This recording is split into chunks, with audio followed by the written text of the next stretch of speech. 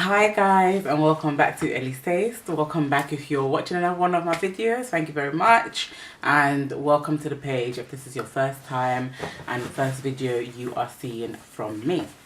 Today I'm going to speak to you about being married young.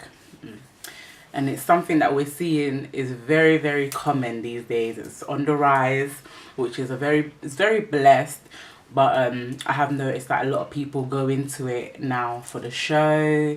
They go into it because the friend has done it. They go into it not knowing what to expect. And me being someone that is currently married, and I got married at 22, I would like to talk about that topic. I'm not going to go deep in. I think certain questions or certain things I'll speak about in another video, but let's just get straight into it. So the first thing is, when do you know you're ready to get married? Okay, well, first of all, I think it needs to be something you need to want. Like, I always knew from young that I wanted to be married young. I always knew from young that I wanted to be a young wife. I wanted to experience things with my husband. I wanted to travel with my husband. I wanted to do quite a lot of things.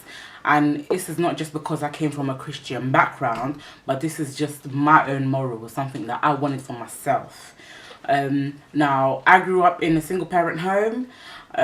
So it's not like, oh, this is what I saw in my house. It was just something that I always wanted for myself. So I already knew what I wanted and how I was going to get what I wanted. Now, I made a lot of mistakes along the way. That's life. That's how we grow. That's how we learn. And I'm quite happy that I did make those mistakes. Reasons being, today I don't have to look back at anything. I don't have to wish. I don't have to want. I've been there, done that. There's nothing interesting to me. So I would also say you have to live before you even wish to get married. It's very important, because tomorrow the last thing you want to do is be thinking, I should have done, I could have, I'm missing out, I want to. No, live. And if you haven't had the chance to live, there's some people that meet their partners quite young. Well done to you. Live together. You need to know how to be able to grow while you're together. And when I say grow, you need to allow space for mistakes. I always tell this to people. Needs to be like a 10% margin, a space for mistake.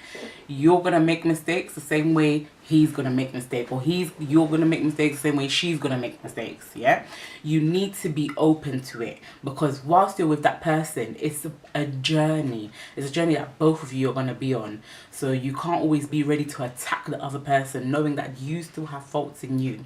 And when I say ready to make mistakes, people are just thinking cheating. That's not what I'm talking about. But a lot of relationships break up because of the partners don't know how to communicate. Or, for example, in my case, I didn't grow up with a father at home. I didn't know how to treat a man. I never saw how a man should be treated, how he should be served, how I should put his plates in I didn't know all these things. I didn't know how I had to iron his clothes. I had to learn these things. Some things I still don't do, but it's part of my journey. So it's important that you guys understand that you need to go on that journey together. Yeah, so back to the question, knowing when you're ready, it's not even just about you, to be honest. So that question is just useless. You're not going to know when you're ready.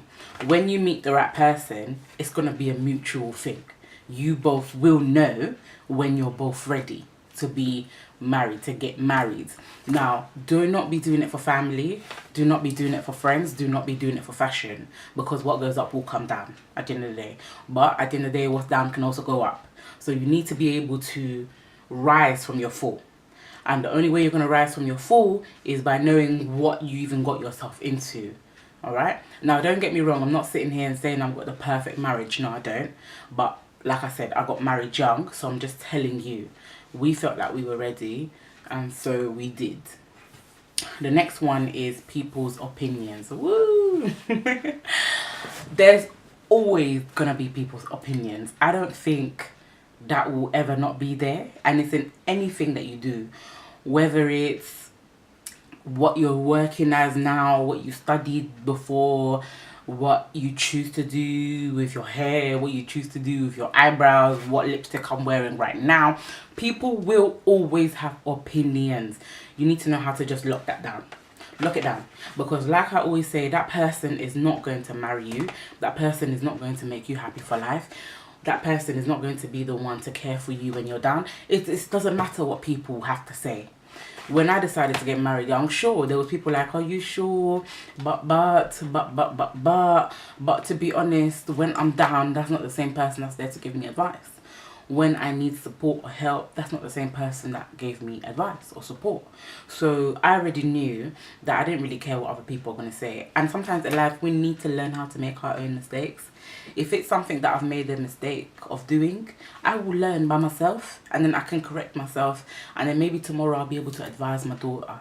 Yeah, but for me, having to always listen to and live by people's opinions, you become confused. You can't even walk straight anymore. Like, you don't know who you are. You lose your identity. You don't know what you want to do. It's just, it starts rolling into a ball. The first time you let someone's opinion affect your life, it keeps on giving them the permission to do more and more and more. And what happens is, it's not just them that's able to influence your life. You begin to let other people influence your life more and more, because you listen to this person once because you didn't want them to point the finger. Then you listen to that person again because that person's been through it. Then you listen to that person again because that person's your best friend. No. I always say it's the closest person to you that could hate you. So be careful and don't worry about people's opinions. Worry about yourself. Your mind will always tell you. Your heart will always show you. You should be able to put two and two together. And I think we all have an instinct. We all know when something is right or wrong. So ignore people's opinions and just go with your heart. That is my advice. Then we have the dream couple. Wow. I think all of us have different dream couples. Now, for me, I used to read a lot of Kamani romance books. Look it up if you don't know. They're actually quite cheap on Amazon. It's really great. So it's Kamani romance, and the stories are quite short. They're really quick, straight to the point. Now, with that, growing up, I always had the image because he should be tall, dark and handsome, and he should look caramel like a chocolate. I'm telling you, we want too much, and then we want too much but we're not willing to give any, number one. And then number two, there is no dream couple. I am telling you, some of the things you see face to face with some couples is really not what is going on behind. I'm telling you, I think for count the amount of Instagram pics they have together, that's the most problem they probably have. And this is me just speaking out, so you know, don't buy at me and say I've got a whole page of my whatever and there's no problem. Yeah, whatever. They always say the happiest relationships are the ones away from social media. The happy relationships are the ones with just at least minimal information out there for everyone to see and know, and that's important. Reasons being why it's important is not that you need to just even keep it away from social media. It's the more eyes, the more negativity coming your way. Trust me, people want that. They ain't happy you got it. You got married, even though she's gonna get married in February, but because you got married in January, she ain't happy about it. You're showing off about your day. You showed off already. You made her look small. That is just the way the world is. And like I said, sometimes it's your best friend.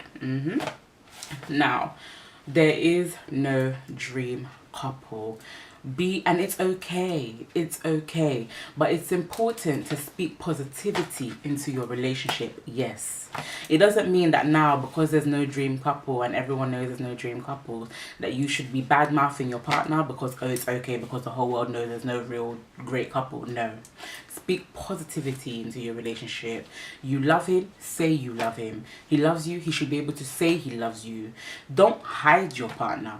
Yeah, because sometimes that opens doors for other people to start trying to talk to us and stuff like that. Don't hide your partner. Be honest about it. You're in a relationship, you're happy in that relationship, be honest about it. But just be careful. Don't be looking at other people. Yeah, their grass is greener because they've got to put up a front. Yeah, so take care of your grass. Yeah, because your grass is the one that you're gonna walk on and probably sunbathe on in the summer. Yeah, So there is no dream couple. Do not compare your relationship to another person, because what can make you smile may make them cry. Literally, yeah. There's certain arguments that me and my husband have that when I tell other people about, they laugh because they're like, really? And there's arguments that other people have that when they tell me, I'm just like, ugh, please, like that's nothing to argue over. So number one, there already, you shouldn't be comparing yourself to anyone. So the next one is the wife expectations. Now, when I first got married, woo, I remember I was gonna be that wife when we moved in together, that was gonna have the food ready for him when he comes home from work, and was gonna do all his washing, and the house was always gonna be spot on. And life kicked in, life happens, and it is okay. I was working 9 to 5 the same way he was working 9 to 5, and I'd have to rush home to do these things to try and be that perfect wife, blah blah blah blah. All I was doing was stressing myself. I didn't marry a back in the day man. I married a man that's here today and is current. So he knows the deal. And that's why it's important to know the kind of person you're marrying. If this person's going to stress you to do what you physically cannot do, or what is stressing you to do, that might not be the person for you. If you have to stress to make that person happy, that person ain't for you. You guys need to be able to meet halfway. You need to be able to have understanding in that relationship, yeah? And there's also the husband expectation. We just expect the man these days to be Super Mario, to have it all sorted. You want the bills paid, you want the hair did, you want the new shoes, you want him looking fly, you want the kids with the latest things, and you want him to do it all by himself. It ain't happening, girlfriend. Even if you have a man that's able to do that for you, that's nice, but you need to learn how to be an independent person. Us ladies need to know how to be able to stand on our own 2 feet and support our men. Now, we can't be supporting our man if all we're doing is dragging and draining our man. There's something called investment, yeah? Empower him, support him. Maybe instead of you having the latest things all the time and your husband giving you the latest things all the time, know how to help your man invest. Know how to give him advice. That's the only way the couple is going to move forward together, literally. So there's that expectation in a man, and then there's just, I think even when I got married, I expected quite a lot. Especially, I didn't know what to expect, and that's one thing as well that kills a lot of relationships. You don't even know what to expect, and then you start demanding certain things, and certain things are unrealistic. Like certain things that you're demanding, it's just, where did you see it? Where? Was it really in a film? And we all know films have an ending, so it wasn't real life, yeah? So I started expecting things that was just unheard of, to be honest with you. Maybe one day I'll go into that. But with the being married young, it is, I find it's been a quite good journey for me. It has taught me a lot. It has changed me a lot. I was a very crazy person, and I think I was a very unrealistic person, and I was too independent for my own good. So it has taught me how to depend, or how to stop being so, you know, independent, that no one could come my way, no one can tell me nothing, I do everything by myself. It has definitely taught me to love. It has taught me to be a better person, and to my husband, it has taught us a lot of things. It is not easy. Sometimes when I want to go out with my friends, I want to do things, I want to stay out all night, I don't want to cook, I don't want to, you know, there's always going to be that. Especially if you're hanging around with quite a few single people, you start envying that life again. You're like, she got to go clubbing, I want to go clubbing. Oh, she gets to wear that, oh, I want to wear that v-neck, blah blah blah blah blah blah. You know, you just need to be careful. You need to be careful with the way you think, and you need to be careful with the influences, yeah? You need to definitely be careful, because when I was wishing that, oh, did I get married too early? I think I got married too early. I wish I didn't get married early, blah, blah, blah, blah, blah, blah. Then you start coming home and start living that. Like I said, I was speaking it into my world. I was acting that way. I was not happy. I was thinking I wasn't happy. Deep down, I was happy, because I think to myself, 5 years ago, where would I be now? Like, marriage, us, it's changed me in such a way that 5 years ago, I couldn't even tell you where I was going to be today, literally. And I like it because when I'm down, I get to be picked up, and it's okay. Yeah. Now, the one thing people always say when they get married young is, oh, well, I'm married young anyway, so if it doesn't go well, I've still got time to do it again. No, get that out your mind. If it doesn't go well, you have time to make it well. Yeah. So I'm not going to make this video too long. That is just my talk with you guys about being married young. There's the highs, there's the lows. I've spoken about how you need to, you know, be ready to grow together, and so forth. And thank you for listening. I hope this is going to help you think about whether you want to get married young, get advice from young couples, but just to be wary. Read your Bible, it has advice there about marriage. Speak to your parents. Even though my mum was a single mum, I was able to speak to her and get a lot of advice. I knew where I was going. You need to know what you want. It can't be just because you saw it on Instagram. It needs to be because it's truly something that you've always wanted. Talk to your friends, even the single ones. See if there's something that you might be gonna miss, that you know you can't miss that. Like clubbing. Maybe you haven't had the time to club. Maybe you want to live on your own for a little bit before being, you know, in a marriage.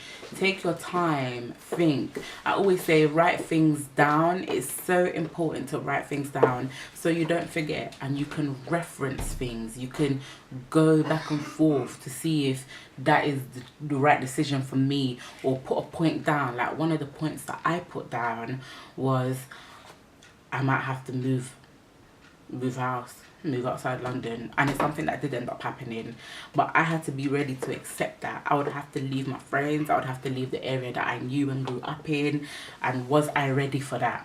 So write things down, write the advantages and disadvantages of being married or being married young, whatever, and then work your way from there.